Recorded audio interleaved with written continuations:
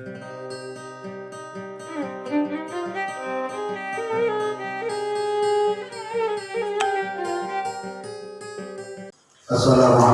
warahmatullahi wabarakatuh. Bismillahirrahmanirrahim. Alhamdulillahirabbil alamin. Wa bihi nasta'inu ala umuri dunya waddin. Wassalatu wassalamu ala sayyidil mursalin sayyidina Muhammadin wa ala alihi wa sahbihi ajma'in. Allahumma shalli ala nuril anwar wa sirril asrar وذريات الأغيار ومفتاح باب اليسار سيدنا محمد المختار وآله الأطهار وأصحابه الأخيار عدد نعم الله وأكبره. Yang saya hormati, yang saya muliakan para habaib, para alim ulama, para kiai, para asatidz, wabil khusus kepada sahibul bir al-mukarram wal-muhtaram Fadilatul Ustaz Kiai Haji Muhammad Zaini Abdullah beserta keluarga besar dan jamaah pimpinan Majelis Dakwah Al-Admi Fadilatul Ustaz Muhammad dan semua para yang berada di tempat ini, di antaranya Ustaz Uul, Ustaz Sobur, Ustaz Asadullah Irwansa dan para. Setiap kita menghadapi peringatan daripada 1 Muharram, tidak lain sekaligus memperingatkan diri kita. Apakah masih ada waktu untuk kita bertobat kepada Allah? Apakah masih ada waktu untuk kita beramal soleh?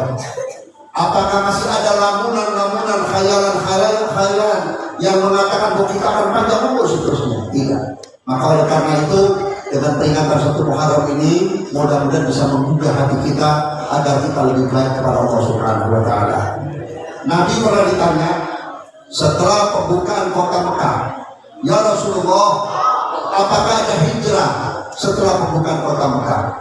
Dijawab oleh Nabi, "La hijrata ba'dal fath, walakinnal jihad wad niyah." Tidak ada hijrah lagi setelah dibuka kota Mekah. Yang ada satu niat yang baik dan berjuang di jalan Allah Subhanahu wa Ta'ala. Maka oleh karena itu kita ambil apa yang dikatakan oleh Nabi. Niat yang baik ini merupakan keuntungan bagi umat Muhammad.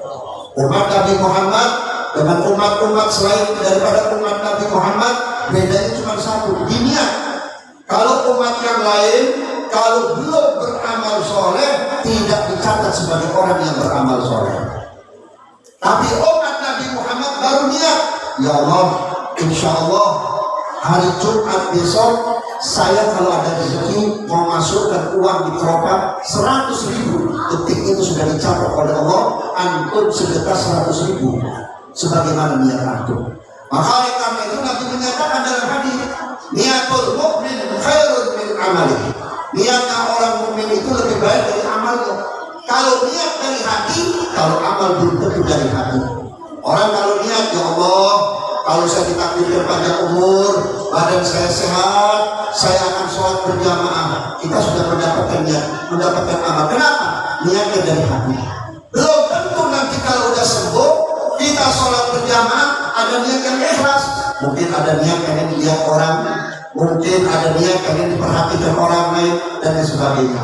Maka oleh karena itu, setelah hijrahnya Nabi Muhammad ke Madinah, kemudian dibuka pintu Mekah, yaitu pembukaan kota Mekah, maka yang ada adalah niat dan berjuang, jihad fisabilillah. Jihad fisabilillah ini jangan diartikan perang. Kita ini wajib jihad sesuai dengan kemampuan. Alhamdulillah, Majelis Dakwah Al-Adri merupakan kapal atau perahu untuk kita berjuang. Untuk apa? Untuk menyelamatkan generasi kita, menyelamatkan anak-anak kita, menyelamatkan para asatidz yang terjadi perpecahan karena perbedaan paham. Lewat Majelis Dakwah Al-Adri, kita bersama-sama keluar guru, para asatidz, untuk membentuk generasi muda ini supaya menjadi para asatidz yang lainnya. Tidak hanya jadi kernek saja, duduk di majelis ratib, duduk di majelis maulid, satu saat antum juga harus bisa memimpin ratib dan maulid. Terlebih-lebih ratib yang kita baca ini adalah ratib Habib Abdullah bin Abi Bakar Al-Idrus. Semua ratib bagus, gak ada ratib yang gak bagus. Yang gak bagus yang anti ratib, yang gak baca ratib. Semua ratib bagus, cuman ada turunnya, ada waktunya. Ratib Al-Idrus adalah ratib paling tua. Kedua ratib Al-Atas, kedua ratib Al-Adni ketiga rajib al-atas, keempat rajibul abdan. Semuanya sama. Akan tetapi rajibul idrus kenapa baru dikenal sekarang? Memang Habib Abdullah bin Abu Bakar itu satu rajib. Beliau berdoa kepada Allah setelah rajibnya selesai.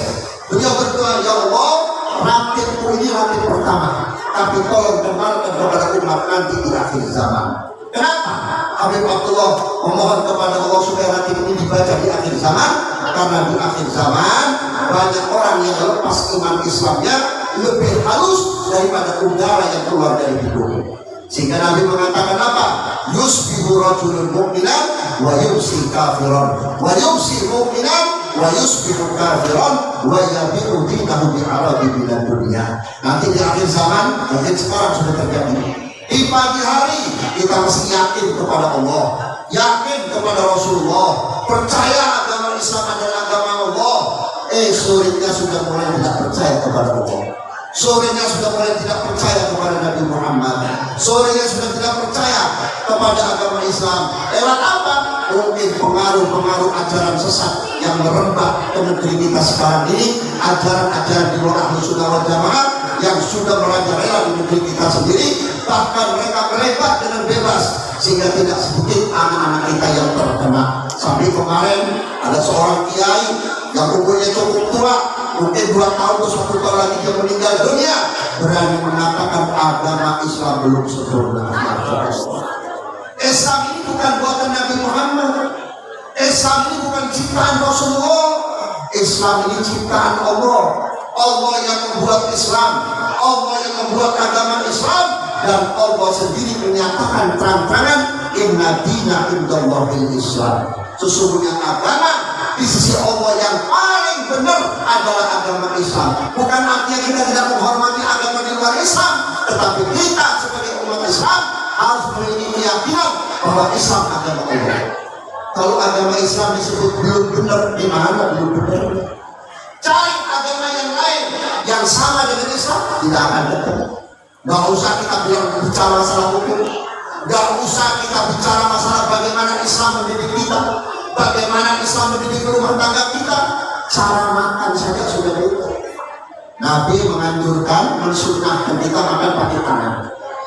Kenapa gak pakai garpu? Kenapa gak pakai sendok? Maaf, bukan saya menyindir orang yang suka pakai garpu dan sendok. Yang namanya sendok, bagaimanapun bersihnya, tetap bekas orang. Bapak, ibu, dan saudara boleh makan di restoran yang paling mahal di kota Bekasi.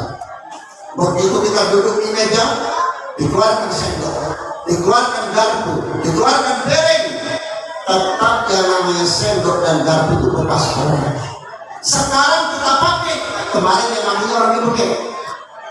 Mungkin kemarin yang makanya orangnya sakit-sakitan, tapi tangan dari mulai kita lahir sampai masuk kubur tidak pernah masuk ke mulut orang. Mungkin bapak ibu waktu nikah dulu ada acara suap-suapan ya. Makanan yang kita suap kepada kita sampaikan kepada mulut istri itu makanannya doang, tangannya nggak nyampe. Kita nyuapin anak pakai tangan, hanya makanannya yang sampai, tangan kita nggak masuk ke mulut. Artinya apa? Artinya Islam mengajarkan kita urusan makan saja paling bersih juga. Kemudian kenapa disunnahkan untuk menjilat jari? Bukan serakah, bukan 100, bukan tonak, tidak. Karena Allah ciptakan di jari-jari ini ada zat, yang mana zat ini bisa menghancurkan makanan yang nggak bisa dihancurkan oleh usus. Mungkin ada bapak-bapak atau ibu-ibu ada yang giginya berkurang, diajak makan bakso, baksonya keteluran, masuk ke dalam, nggak bisa hancur, dihancurkan oleh jari-jari ini. Contohnya apa? Nanti kalau sampai di rumah, ambil 2 mangkok sayur, yang satu jangan sampai kena tangan, yang satu ambil pakai sendok, yang satu pakai tangan. Yang pakai sendok yang nggak kena tangan sampai besok insya Allah tidak basi, tapi yang sudah kena tangan 3 jam basi. Artinya apa? Tangan ini bisa menghancurkan makanan. Ini ada di Islam. Orang-orang di luar Islam kenal mandi, kenal gosok gigi baru 200 tahun yang lalu. Kita diajari oleh Nabi 14 abad yang lalu kenal mandi, kenal bagaimana cara gosok gigi. Bahkan tidak hanya 1 hari 3 kali, atau satu hari 2 kali kita mandi, 5 waktu kita cuci hidung kita cuci mulut kita basuh wajah kita, kemudian mustaqbilal kiblat, bahkan di luar sholat pun kita masih pakai wudu. Ini menandakan Islam agama yang bersih.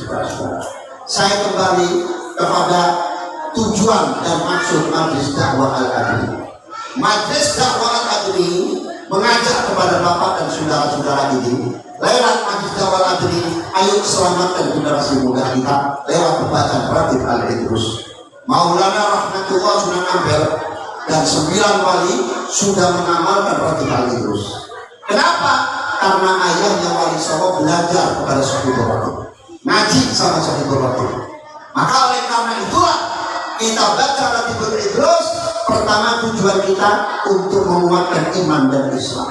Terus terang Pak, kita ini kalau sudah berhadapan dengan mati, satu yang menyelamatkan kita, iman dan Islam kita. Kita jangan pun diadab di kubur, jangan pun diadab di neraka, jangan pun kena panasnya matahari. Kita ketika terlepas jasad kita dari roh, kayak apa sakitnya saudara-saudara. Bahkan diumpamakan orang yang baru dicabut nyawanya itu seperti orang dikulitin. Setelah dikulitin kelihatan daging-dagingnya. Bagaimana kalau datang si tukang mandi itu? Logika saja pikir, seandainya naudzubillah, mudah-mudahan jangan, kaki bapak ini melepet, ya, kulitnya terbuka semuanya, nggak tahu kena paku atau kena apa. Terus kita mau ambil air wudhu, bagaimana perginya? Wah, ini sekujur tubuh dari kepala sampai kaki. Sampai Sayyidatuna Aisyah radhiyallahu ta'ala anha berkata, ya Rasulullah, apakah ini cuma umatmu doang yang kesakitan dicabut nyawa? Tidak ya Aisyah, aku pun merasakan sakit yang dicabut nyawa seperti kulit dilepas atau dikupas dari sekujur tubuhku. Ini belum masuk kubur. Bagaimana kalau kita masuk kubur nanti? Jangan pun masuk kubur. Ketika mayat kita keluar dari rumah, anak kita nangis, kita tahu. Istri kita menjerit, kita tahu. Tetangga kita berteriak, kita tahu. Bagaimana pedihnya kita meninggalkan mereka selama-lamanya. Bagaimana perihnya kita meninggalkan mereka selama-lamanya. Begitu masuk kubur, berurusan dengan dua makhluk Allah Munkarun wa Nakir yang menyatakan baik atau buruknya kita di hadapan Allah. Kalau kita bisa menjawab semua yang ditanya oleh Munkar wa Nakir, maka oleh karena itu tidak ada orang bisa menjawab pertanyaan Munkar wa Nakir kalau kita tidak membawa iman dan Islam yang kuat di dalam dada kita. Lewat Ratib Al-Idrus, insya Allah iman Islam kita dijaga oleh Allah. Jangan dibaca seminggu sekali, tapi baca setiap hari. Terlebih-lebih subuh dan maghrib. Kalau bisa 5 kali 1 hari, kalau bisa 7 kali 1 hari, insya Allah Ratib ini juga memudahkan urusan kita. Memudahkan urusan kita. Jangan takut kerjaan kita disaingi orang, jangan takut kita di PHK. Insya Allah lewat Ratib ini Allah berikan jalan. Saya ingat tahun 90 ada seorang kiai, rumahnya itu daerah Cibinong, Ustaz Muhammad, di belakang Pemda. Ini kiai masya Allah, saya nggak tahu kalau ini kiai pengamat Ratib Al-Idrus. Ini kiai dari zaman Pak Harto, punya pesantren, punya majlis taklim, dan ini kiai banyak didatangi oleh pejabat, jenderal, menteri, banyak datang kepada dia minta doa. Satu waktu ini kiai kedatangan seorang anak muda. Anak muda ini kerja di satu pabrik daerah Gunung Putri, Cilengsi sana. Gajinya tahun 90, gajinya 4 juta. Kalau sekarang dolar berapa? Satu waktu di PHK tanpa sebab, seperti orang stres gitu. Akhirnya diajak oleh temannya ke rumah kiai tersebut. Sampai di situ dia mengadukan masalahnya. Kata kiai, antum suka baca Ratib? Suka kiai. Ratib apa? Al-Atos, Al-Hadad. Nggak baca Ratib Al-Idrus? Saya belum tahu kiai. Saya dengar baca Ratib Al-Idrus susah rezekinya. Ngambek ini kiai. Kata siapa susah rezekinya? Kamu baca Ratib 7 kali 1 hari. Kalau kamu nggak dapat duit, kamu datang kemari aku kasih duit. Pulang jangan sungguh-sungguh, jangan hati yang berasa yakin dengan ucapan seorang kiai tersebut. Sampai di rumah tiap hari dibaca 7 kali, subhanallah, tanpa disangka, tanpa dipikir. Datang temannya yang sudah lama akhirnya ngobrol, diceritakan saya sekarang sudah nggak kerja, saya sudah di PHK, sekarang saya jadi pengangguran. Itu teman langsung berkata, ayo ikut saya ke Jakarta.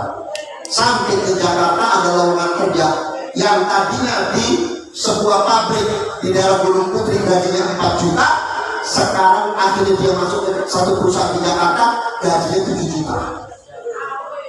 Kira-kira 3 bulan 4 bulan ini pemuda datang ke rumah Kiai dengan badan yang sudah gak maklum. Orang kalau berbangga banyak duitnya kan jalannya lain, benar nggak? Itu biasanya kunci mobil, rokok, handphone satu itu jalannya dibongkar-bongkarin begitu. Kiai nanya, siapa engkau? Saya yang kemarin kesini Kiai, yang sudah dikasih ijazah untuk kali itu. Terus bagaimana? Justru saya datang kemari Kiai mau beli mobil buat Kiai. Cuma saya nggak tahu Kiai maunya mobil yang model apa. Di sini saudara-saudara. Ya saya berbicara ini bukan saya ingin saudara. Oh baca nanti harus kuliah tidak. Tapi insya Allah yang baca nanti terus nggak bakal susah duitnya. Benar. Bahkan yang baca nanti terus masya Allah usahanya maju walaupun dagangannya kecil tapi barokah. Yang paling penting lewat kreatif ini kita dididik oleh Allah Subhanahu Wa Taala. Terus terang ustaz-ustaz yang ada di kanan kiri saya ini yang kebetulan pondok pesantren mungkin 5 orang, yang 2 orang pendidikan agama lewat madrasah perguruan tinggi cuma 5 orang. Sisanya banyak kan nggak sekolah. Ada yang bekas preman, alhamdulillah lewat acara kemarin itu sampai sekarang jadi kiai, bangun pesantren, bangun nasional. Ini preman top nih, ya. Ustadz Iwansa, nama terkenalnya Ablong. Dari mulai Ciputat sampai ujung Bogor, siapa yang kenal dia? Tapi Allah kasih hidayah, sekarang bisa buka pesantren, buka majelis taklim, ya alhamdulillah. Barokah lagi. Makanya lewat majelis dakwah lagi ini, saya ingin menjadikan anak-anak antum ini menjadi anak-anak yang soleh. Majelis dakwah lagi belum punya pesantren Pak, belum mau punya teman gagal, tapi saya jadikan majelis dakwah lagi sebagai pesantren keliling. Lewat majelis ini ada dakwah, lewat majelis ini ada dakwah. Mudah-mudahan dakwahnya bisa diterima oleh kita semuanya. Dan saya berharap mudah-mudahan kita yang duduk malam ini, terutama bapak dan ibunya, tetap istiqomah mengamalkan apa yang diajarkan lewat majelis dakwah tadi, lewat guru kita yang ada di Bekasi, Fadilatul Ustaz Haji Muhammad Zaini. Mudah-mudahan bisa mengamalkan apa yang diajarkan oleh guru-guru kita semua. Mohon maaf saudara-saudara, mungkin ini saja sambutan saya, nanti akan disampaikan oleh guru-guru kita. Mohon maaf saya dalam keadaan batuk pilek, mungkin saya nanti akan masuk ke dalam ya. Mohon maaf nanti kalau saya batuk-batuk, ini terganggu semua ini. Kurang lebih mohon maaf. Assalamualaikum warahmatullahi wabarakatuh.